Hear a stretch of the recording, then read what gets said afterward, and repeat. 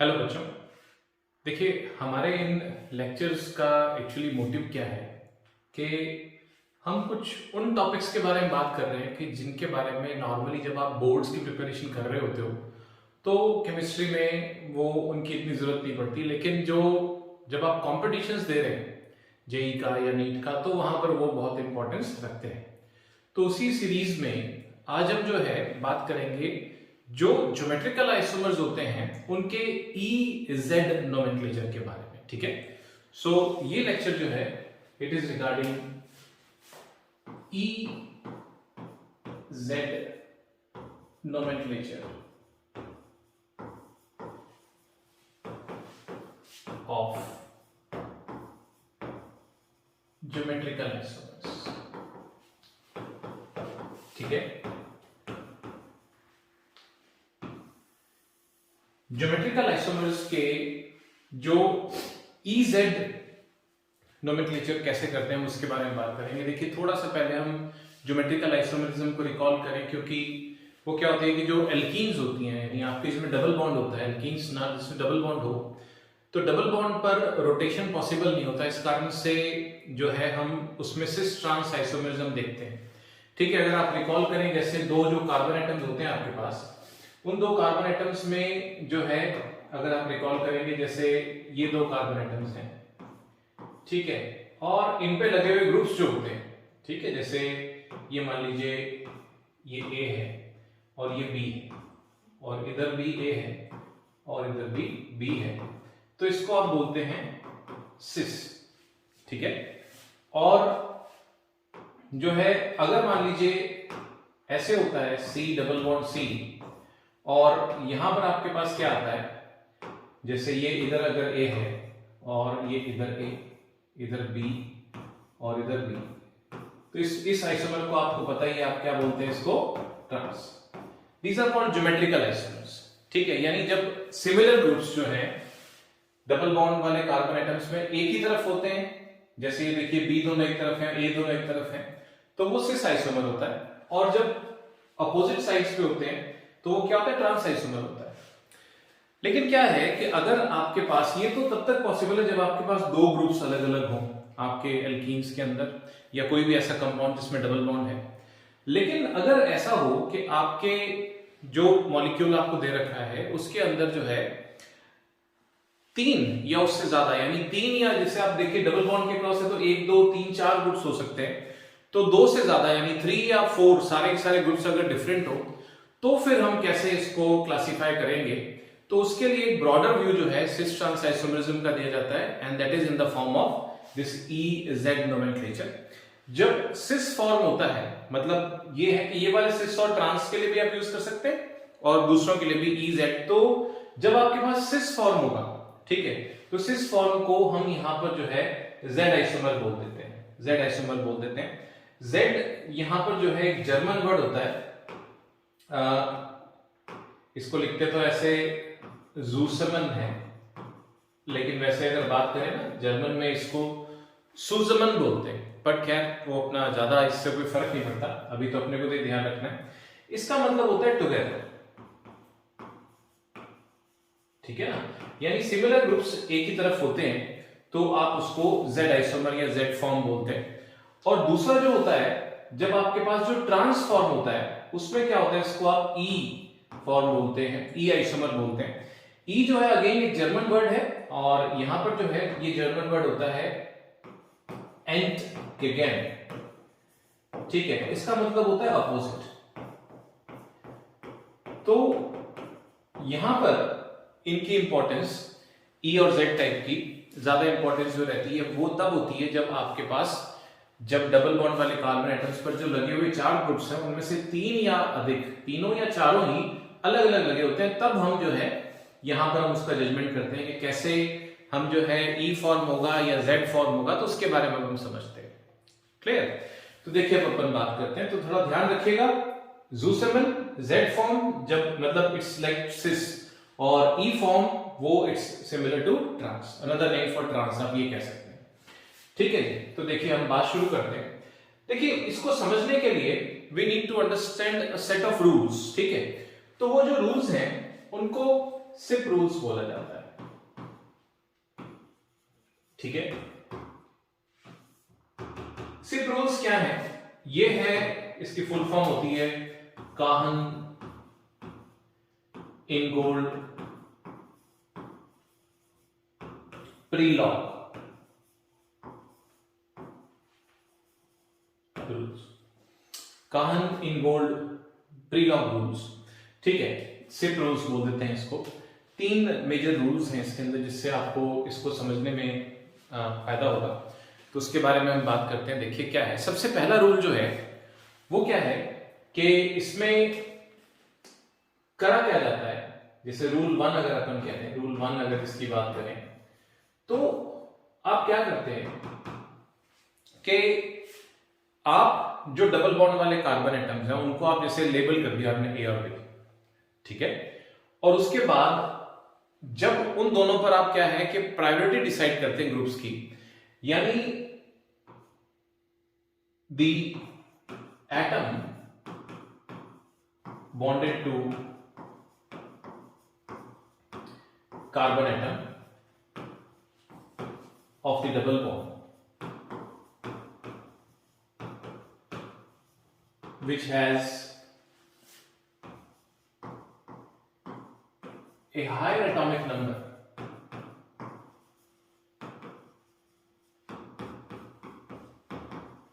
is given a higher priority.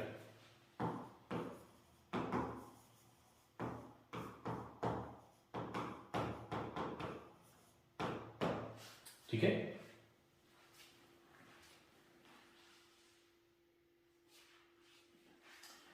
तो इसमें क्या होता है, जैसे आप समझिए कि हायर प्रायोरिटी का मतलब क्या है। जैसे आप समझिए, मान लीजिए ये C डबल बॉन्ड C है, ठीक है, इस पर चारों ग्रुप्स में अलग अलग लगाता हूं। जैसे मान लीजिए यहां पर मेरे पास है ब्रोमीन, ठीक है, और ये है मेरे पास क्लोरीन, इधर है फ्लोरीन और इधर है आयोडीन, इस तरीके से।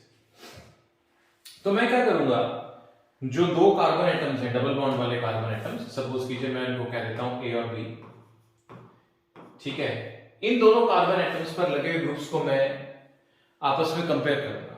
ठीक है, इनकी प्रायोरिटी को मैं कंपेयर करूंगा। तो प्रायोरिटी को मैं कैसे कंपेयर करूंगा, जैसे देखिए ब्रोमीन और क्लोरीन में किसका एटॉमिक नंबर ज्यादा है, ठीक है, तो एटॉमिक नंबर ऑब्वियसली ब्रोमीन का ज्यादा है, तो मैं इसको प्रायोरिटी क्या दूंगा 1 और इसको प्रायोरिटी क्या दूंगा 2। ठीक, दूसरी तरफ आते हैं, बी कार्बन एटम पर ग्रुप्स को देखते हैं। उसको हम देखेंगे तो देखिए फ्लोरीन और आयोडीन में, ठीक है, किसका एटॉमिक नंबर ज्यादा है, तो आयोडीन का ज्यादा है, तो इसको मैं प्रायोरिटी दूंगा 1 और इसको प्रायोरिटी क्या दूंगा मैं 2। ठीक है, तो इस तरीके से ये जो है, अब आप देखिए ये कौन सा आइसोमर बन गया। जब सिमिलर प्रायोरिटी के ग्रुप्स एक ही साइड होंगे तो वो सिस फॉर्म लाइक होगा, जिसको हम क्या बोलते हैं, जेड आइसोमर बोलते हैं।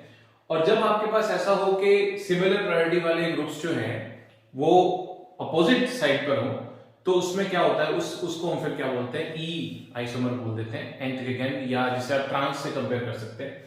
फिलहाल इसमें आप साफ साफ देख सकते हो कि जैसे ये हायर प्रायोरिटी का Br है इधर की तरफ एक कार्बन एटम पर, और उसके ट्रांस में हायर प्रायोरिटी 1 वाला है और 2 वाले इधर आपस में ट्रांस है। तो ऑब्वियसली ये जो आइसोमर है, ये आइसोमर हम फाइनली क्या कंक्लूड कर सकते हैं, ये आपके पास ई आइसोमर है।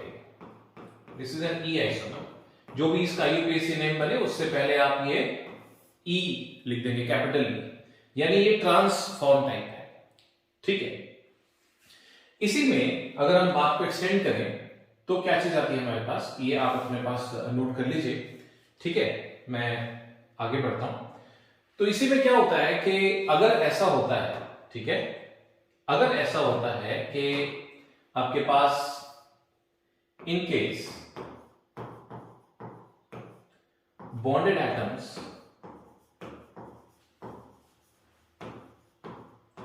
are isomers,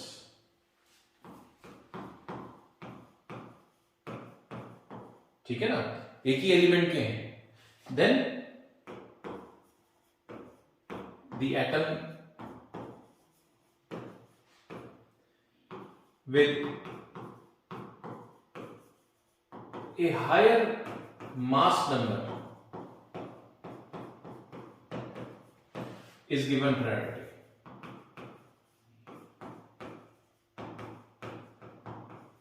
तो उसको हम प्रायोरिटी देते हैं। ठीक है, अगर ऐसा होता है, जैसे पहली बात तो अपने एटॉमिक नंबर देखना है, लेकिन अगर ऐसा हो जाए कि एटॉमिक नंबर सेम है, यानी आइसोटोप्स में एटॉमिक नंबर सेम होता है, मास नंबर जो होता है वो डिफरेंट होता है, तो जिसका मास ज्यादा होगा उसको अपने हायर प्रायोरिटी देनी है। देखिए कैसे, ठीक है, वो ऐसे जैसे फॉर एग्जांपल हम एक एग्जांपल लेके चलते हैं इसके अंदर कि जैसे मान लीजिए ये C डबल बॉन्ड C है और आपके पास एक तरफ ड्यूटेरियम लगा हुआ है, एक तरफ प्रोटियम लगा हुआ है, फिर ये ड्यूटेरियम लगा हुआ है और आपके पास एक प्रोटियम लगा हुआ है। वैसे तो साफ साफ दिख रहा है सिस है, लेकिन हम अगर हमारा जो प्रायोरिटी वाला सिप रूल्स के हिसाब से चले तो हम इसको जो आपके E या Z में से भी क्लासिफाई कर सकते हैं। इधर ड्यूटेरियम जो है प्रोटियम से हैवी होता है तो इसको प्रायोरिटी 1 देंगे और इसको 2, और इधर भी ड्यूटेरियम हैवी है, इसको 1 और इसको क्या देंगे 2। तो ऑब्वियसली ये जो है आपका Z आइसोमर बन जाएगा, Z फॉर्म बनेगा आपके पास। ठीक है, जब सिमिलर प्रायोरिटी वाले ग्रुप्स एक ही साइड में है। ठीक है, ओके, नेक्स्ट रूल पर बढ़ते हैं। अगला रूल क्या आता है कि जैसे देख लीजिए जो है इन केस आपके पास रूल 2 कह सकते हैं इसमें, in case the atoms bonded to the carbon atoms of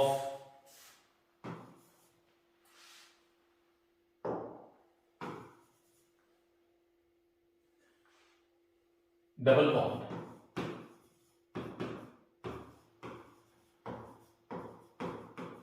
are same, then we move on to the atoms bonded further to this atom and decide the priority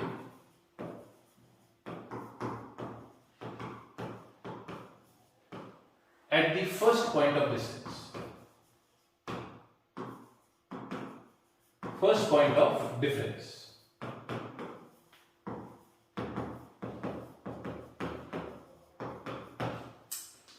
ठीक है, देखिए कैसे, जैसे आपके पास सपोज कीजिए आपका जो कंपाउंड है वो ऐसा है C डबल बॉन्ड C, ठीक है, और इधर मान लीजिए आपके पास लगा हुआ है CH2 और Cl, इधर लगा हुआ है आपके पास CH2 CH3, ठीक है, और इधर है आपके पास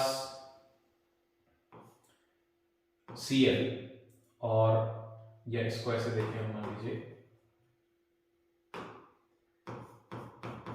CH2F and CH2OH, सपोज कीजिए ये कंपाउंड है आपके पास। ठीक है, अब आपको क्या करना है, इसमें आपको उसी तरीके से सबसे पहले जो दो आपके कार्बन एटम्स हैं उनको हम क्या कहते हैं, जैसे ये A और B कार्बन एटम्स हैं, ये वाला और ये वाला, तो A कार्बन एटम पर लगा हुआ पहला जो एटम है वो ये वाला कार्बन है, अगर आप ध्यान दें तो ये वाला कार्बन है। ठीक है, तो ये वाला जो कार्बन है, ये पर्टिकुलर जो मैंने पॉइंट किया, ये कार्बन यहां पर कार्बन है, और ऐसे ही दूसरा जो लगा हुआ ये भी कार्बन है, तो पहला एटम तो दोनों में सेम है, तो हम प्रायोरिटी कैसे डिसाइड कर सकते हैं? अगर एटॉमिक नंबर अलग अलग होता तो करते, या आइसोटोप्स होते तो करते। तो यहां तो जो A कार्बन से लगे दोनों कार्बन जो एटम्स है वो कार्बन ही है, तो फिर हम क्या करते हैं, ये रूल क्या कह रहा है हमें, ये कहता है कि भाई आप क्या कीजिए कि इन दोनों कार्बन एटम्स को देखिए फर्दर किस किस से जुड़े हुए। ठीक है, इन दोनों कार्बन एटम्स को देखिए फर्दर किससे जुड़े हुए, तो मैं देखता हूं ये वाला कार्बन जो है ये किस किस एटम से जुड़ा हुआ है। अगर मैं यहां पर इसको मेरे पास नोट करना चाहूं तो मुझे पता लगता है ये वाला कार्बन हाइड्रोजन से जुड़ा है, हाइड्रोजन से जुड़ा है और क्लोरीन से जुड़ा है, जबकि ये वाला कार्बन जो है ये हाइड्रोजन से जुड़ा है, हाइड्रोजन से जुड़ा है और कार्बन से जुड़ा है। तो फर्स्ट पॉइंट ऑफ डिफरेंस की अगर आप बात कर रहे हैं, जैसे हमने बात करी, तो हाइड्रोजन हाइड्रोजन कंपेयर किया सेम, हाइड्रोजन हाइड्रोजन कंपेयर किया सेम, ठीक है, लेकिन फर्क आता है, यहां क्लोरीन है और यहां पर क्या कार्बन है। तो एटॉमिक नंबर किसका ज्यादा आ गया, क्लोरीन का ज्यादा आ गया। तो हम क्या करेंगे कि प्रायोरिटी में यहां पर ये वाला जो आपका कार्बन है इसको प्रायोरिटी 1 देंगे और इसको प्रायोरिटी क्या देंगे, 2 देंगे, ठीक। अब उसी तरीके से हम बी कार्बन एटम पे लगे ग्रुप्स को भी एनालाइज करें, तो वहां पर भी हम चल के अगर देखें तो हमें क्या पता लगेगा कि इस कार्बन के ऊपर क्या क्या लगा हुआ है, H, H और F, जबकि इस पर क्या लगा हुआ है, H, H और O। तो साफ साफ है कि जो है एटॉमिक नंबर किसका ज्यादा है, ठीक है, तो उस एटॉमिक नंबर के हिसाब से आप इसकी प्रायोरिटी डिसाइड कर देंगे, ठीक है। तो आपको पता है कि ऑक्सीजन के बाद आता है फ्लोरीन, तो जो है इसका एटॉमिक नंबर ज्यादा है, ऑक्सीजन का 8 होता है, फ्लोरीन का क्या होता है, 9 होता है। तो यहां पर आप प्रायोरिटी को दे देंगे, इस कार्बन को 1 और इसको क्या देंगे आप 2। तो आप ध्यान से देखो तो ये आपके पास सिमिलर प्रायोरिटी के एक ही साइड आ गए। तो ये कौन सा फॉर्म बन गया, बताओगे फटाफट, ये कौन सा फॉर्म बन गया आपके पास, ई के जेड। तो नो डाउट ये वाला फॉर्म आपके पास कौन सा बना, ये आपके पास टुगेदर वाला बना, जूस का बना, ठीक है। तो इस तरीके से Z आइसोमर बन गया आपके पास। दिस इज रूल नंबर 2, ठीक है। तो ये आपके पास जो है इस तरीके से आपको डिसाइड करना होता है। नेक्स्ट जो रूल है इसके अंदर वो क्या है कि अगर आपके जो फर्दर एटम्स लगे हो उनमें अगर मल्टीपल बॉन्ड्स हो तो जजमेंट कैसे करते हैं वो देखते हैं अपने, ठीक है। नेक्स्ट पेज लेता हूं मैं। तो रूल 3 क्या कहता है कि जैसे ये लास्ट रूल है, बस आप समझ लीजिए, रूल 3, डबल और ट्रिपल बॉन्ड्स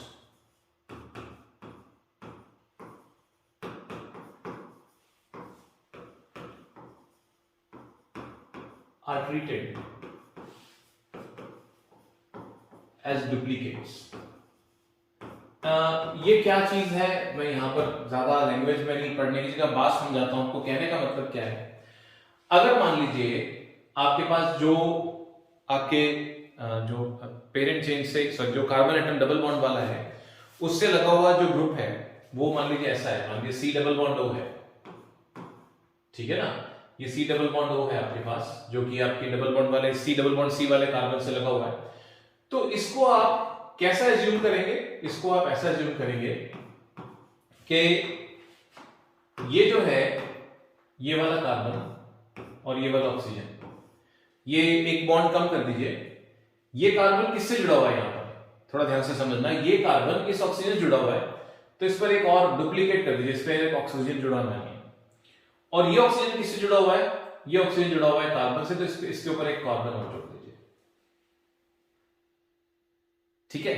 और देखते हैं, मान लीजिए आपका जो ग्रुप है वो ऐसा है कि जैसे आप यूं समझिए कि जैसे बेंजीन रिंग बना है, तो मैं एक बार for the sake of simplicity ये फिनाइल जो ग्रुप होता है वो मैं आपके लिए बना देता हूं यहाँ पर, पूरा नहीं तो वैसे तो हम बॉन्ड लाइन बना सकते हैं, मगर एक बार समझने के पॉइंट ऑफ व्यू से ये CH, फिर डबल बॉन्ड C और फिर यहाँ पर डबल बॉन्ड C, ये सिंगल बॉन्ड CCH। अगर मान लीजिए ऐसे लगा हुआ है, ये ग्रुप है आपके पास, ठीक है, ये ग्रुप है आपके पास CH, ये यहाँ इस कार्बन से डबल बॉन्ड C वाले से लगा हुआ है। तो अब आप देखिए इसको कैसे ट्रीट करेंगे आप, ये वाला जो पर्टिकुलर कार्बन है इस पर ये पाई बॉन्ड हटाएंगे, तो ये किस किस तरीके की चीजों से लगा हुआ माना जाएगा वो देखिएगा मेरी बात ध्यान से, ठीक है, थोड़ा ध्यान से देखना। मैं एक बार यही स्ट्रक्चर रिपीट कर रहा हूं, कलर अगर ले लेते हैं हम, तो अब देखो जैसे ये तो सारा कुछ इधर तो कोई चेंज आएगा नहीं,